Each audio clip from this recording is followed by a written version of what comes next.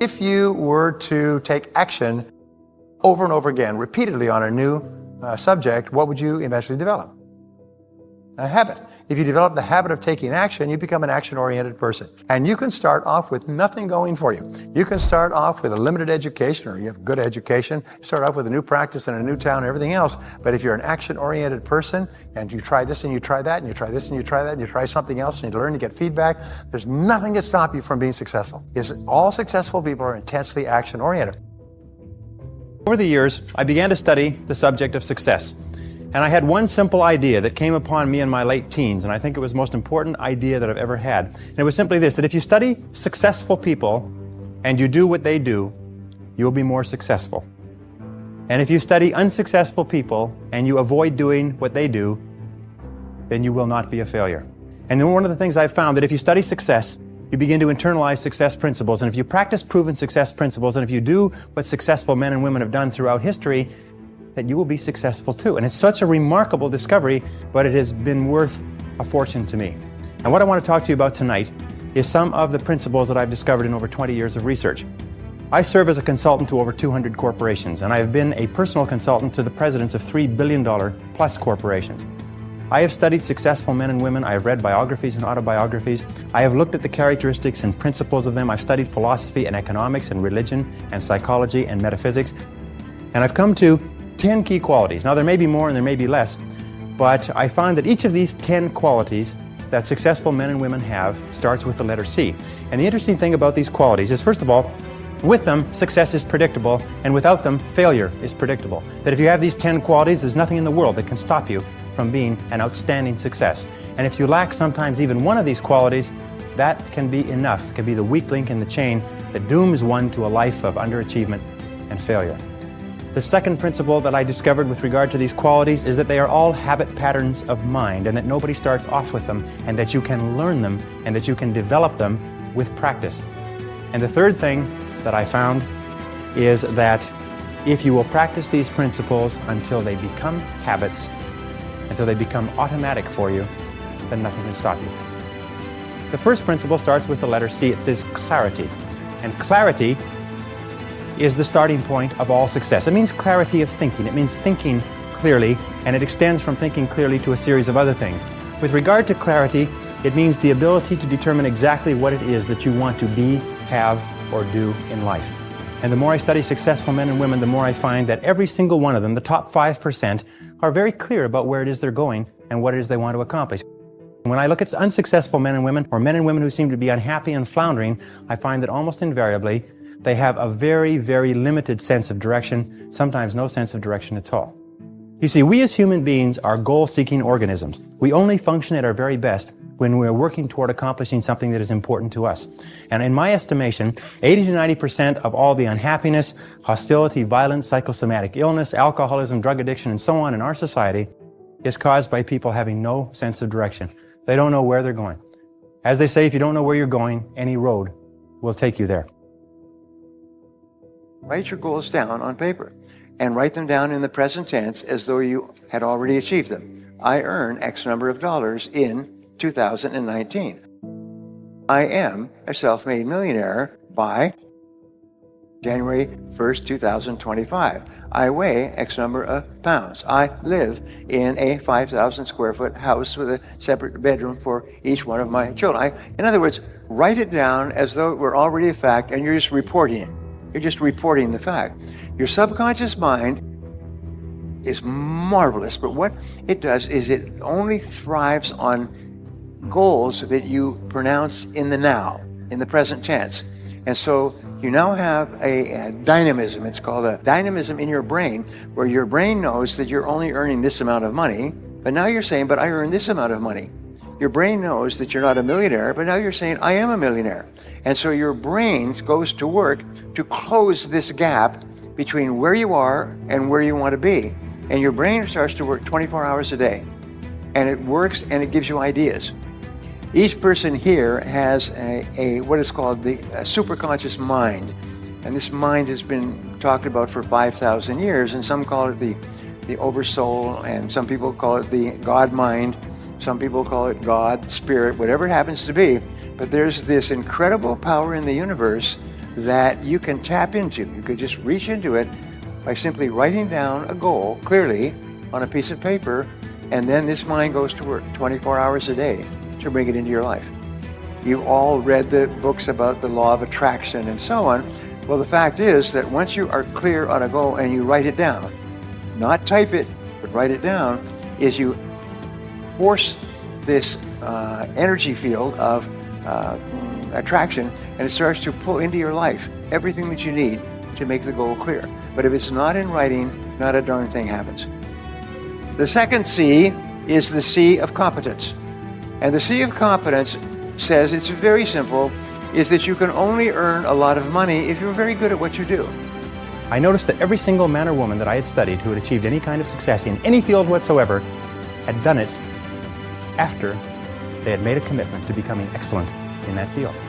And I began to look, and I began to compare, and I began to talk to people, and I speak to thousands of people virtually every month.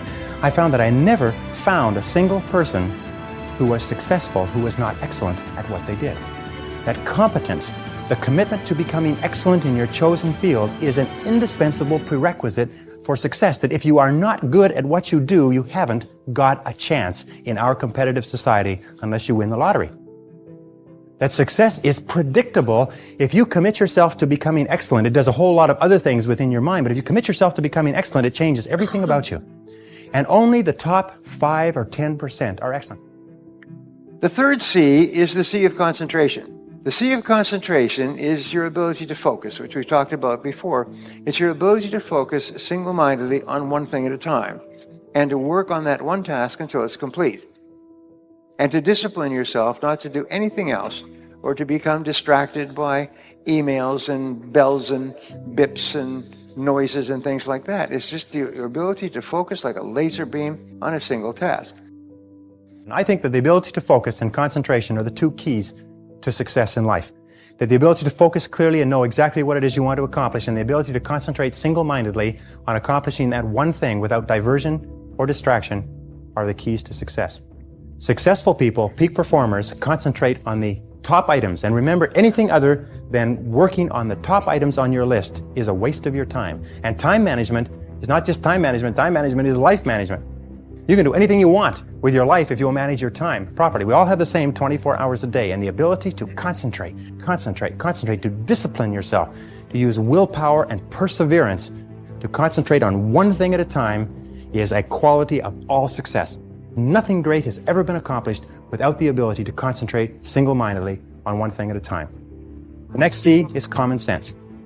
Common sense, according to the Gallup organization that just did a wonderful book called The Great American Success Story, they surveyed 1,500 people in Marquis Who's Who in America, 1,500 of the most respected men and women in America, and they asked them, what do you consider to be the most important single quality of success? And they agreed almost unanimously on common sense. You can train your mind to have common sense. You can train your mind to think things through before acting. In my experience, action without thinking is the cause of every failure. Action without thinking is the cause of every failure. And common sense comes from taking the time to think things through before you act. Listen to your intuition. Your intuition is one of the best guides that you possibly have. You know from some of the other work that we've done is that each person has inside them an intuitive sense which will always give you the exact right answer for you. Number 5, C, is creativity. Tap your creative potential. Accept the fact that every single human being is a genius, and all successful men and women are creative. They're creative in that they respond to their world differently. They ask questions, they're flexible, they're curious. You know what the hallmark of creativity is? Curiosity. The hallmark of ignorance and stupidity is the cessation or stopping from asking questions. And I've worked with some of the brightest men and women in this nation, and I find that the smartest people of all, the ones that have the greatest education and the most experience, are the ones who ask the most questions. They ask questions almost as if they were children, but they never stop asking questions. They're very open and flexible, and they have the ability, once they learn a new piece of information, to drop what they're doing if the new information contradicts it and do something else. You know what most people do? Most people keep on doing what they're doing until they run into a wall. As they say, the more you do of what you're doing, the more you'll get of what you've got. Someone pointed out to me not long ago, and I think it's very true, is that all changes in our life come with the input of new information. that if we do not have new information, we keep on doing the same thing forever as the result of inertia. And creative people are always looking for faster, better, easier, cheaper, newer ways to do things. Remember, 80% of everything that we are doing today in our general business will be different 5 years from now. 80% of the products that we use, the food that we eat, the cars we drive, the music we listen to, the movies we go to, even the streets we drive on, 80% of everything will be new in 5 years. That's how rapidly things are changing. According to the research, all you need is an idea that's 10% new to start a fortune. Number 6 is continuous learning and development, is dedicate yourself to becoming better and better at what you do. It must be a part of your life. You must breathe in, breathe out, and learn new things. Self-made millionaires, self-made billionaires spend 60 to 90 minutes every day studying their field, reading new material. Warren Buffett was just relegated from number 3 to number 4, richest man in the world, and Warren Buffett reads 500 pages a day. Warren Buffett reads 5 to 8 hours a day. Warren Buffett reads 8 hours, 7 days a week. He reads all the time, and he's one of the richest men in the history of the world. And he and his partners all say the same thing. You've got to read. Read and learn all the time. So part of your life, don't ever listen to the radio. I say you should never even know if your radio works in your car because you never listen to it. The CDs that are available to help you become better are unbelievable. You can download them with Audible and put them onto your iPhone. You can listen to them in every part of your life.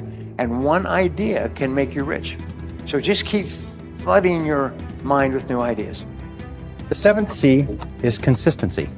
Consistency is absolutely critical. You can have all of the others, but if you're inconsistent, it's going to really hurt you. Consistency means that dependable, steady, predictable work is always vastly superior to spurts or flashes of brilliance and genius. That the person who is like the tortoise, who just plods steadily away, old steady Eddie, is always the person who tends to be more successful than the one who flashes here and flashes there but cannot be counted on over the long term. Be consistent in your relationships, especially be consistent with your family, be consistent with your friends, be consistent with your boss, be consistent in your work. Make it so that you are the type of person that everybody can depend upon, that people will believe in and they'll depend upon, and they know that if you say something, that you'll do it. That if you say you will be somewhere or if you undertake a responsibility, that you will fulfill that responsibility. That sort of consistency, that sort of dependability is one of the most valuable things in the world of work today. I work with so many companies and I have staff that work in my companies, and I know that the greatest joy that an employer can have is to give a person a job and know that it'll be done. And the most aggravating thing in the world is to give a person a job and have no idea if it'll be done to a particular quality, if it'll be done on time, or anything else. Just being the steady person. You don't have to be a genius. One of the things that I found, if I can pass this on to you, one of the things that I found when I was a young man, which this cost me about 10 years of life, by the way. But 10 years in that, I thought that you had to have good grades in school in order to be successful. And then later I thought that you had to have a university education in order to be successful. And then later I thought that successful people are people who are somehow better than you and I. They somehow have unique talents, that somehow the gods have descended from Olympus and touched them on the heads. But one of the things that I found is that nobody is better than you or I. When you see men or women accomplishing great things, they're not better than you or I. They're not different from you or I. They're just doing things in a different way. You look at a person you went to school with who's now doing surgery as a doctor. The person's the same person, except that they've learned how to do surgery. You look at a person who you went to school with who is now an outstanding success in a particular field. All they've done is learned how to be a success in that field. And consistency. There's a law of accumulation in the universe, if I can pass this on. A law of accumulation that says that even though you do 100 things or 1,000 things that you don't see, eventually they accumulate and they gather a force of their own. That every single great accomplishment in life is the result of thousands of minor accomplishments that nobody ever sees. The next C is commitment. I found that the ability or the willingness to make a complete commitment to a job, a commitment to a relationship, a commitment to a profession. To make a commitment is one of the hardest things that human beings do. That very few people make commitments. That most people in this room, I hate to say it, most people in this room are not totally committed to their work. Oh yeah, they're doing it, they're in it, they're doing a reasonably good job, nobody's fired them yet, right? But they're not committed, their whole heart isn't into it. And yet no success is possible without commitment. Emerson said that every great achievement is the triumph of enthusiasm, that the ability to commit yourself enthusiastically, wholeheartedly, 100% to what you want to do is the starting point of all achievement, that if you cannot commit yourself wholeheartedly, it probably means that it's not right for you. and that all of us in life seek for something that we can commit ourselves to. Alan Cox, in his book, The Achievers, which came out last year, found that the executives in the corporations that he studied who achieved the very most in the shortest period of time had found the proper niche for themselves and had lost themselves in their work. Dr. Shirley Blotnick's study of self-made millionaires, 83 out of 1,500 people became self-made millionaires over 20 years. He found that the one quality that they all had in common was that they picked work that they loved, they specialized in that work, they became very good in it, and they eventually became paid very well for it, and then they held on to the money. I throw that last one in because I know a lot of you can relate to that. They held on to the money. They didn't gamble or speculate. They were very conservative with their money. They got paid more and more, and they held on to it. One of them started off cleaning toilets on the night shift for an airline. And today he's the president of the airline and makes $1,950,000 a year. He's been with the airline for 35 years, but it's not difficult to become a millionaire when you're making $1,950,000 a year. Even with taxes, you can still do pretty well. He found that the quality that separated these people from the ones who struggled for 20 years and weren't much further ahead than when they started was that they became totally absorbed in their work, totally committed to their work. They lost themselves in their work, and when they lifted up their head about the age of 43, 44, their accountant told them, by the way, you're worth over $1 million now. Did you know that? Most of them became wealthy without even knowing it. And so it's important that you find the work that you can commit yourself to. It's important that you find the relationship you can commit yourself to. And if you are an employer and you have people working for you who are not committed to their work, these people are like rotten apples in a barrel. I have found that people who are not committed to their jobs are people who will always cause trouble within an organization. There's no success without commitment, without you putting your whole heart into what you're doing and putting your whole heart into what you're doing for a long time. But if you do, there is no limit on what you can accomplish. You get up in the morning and you make a decision that, by gum, I am going to succeed in this business no matter how long it takes, no matter how many hours a day. Courage is the outstanding quality of all leaders. Courage means that you have the ability, you have the willingness to confront your fears. Because what I've found over the years is that brave people, courageous people are not people who are not afraid. They're simply people who master their fears. They're simply people who face their fears, confront their fears.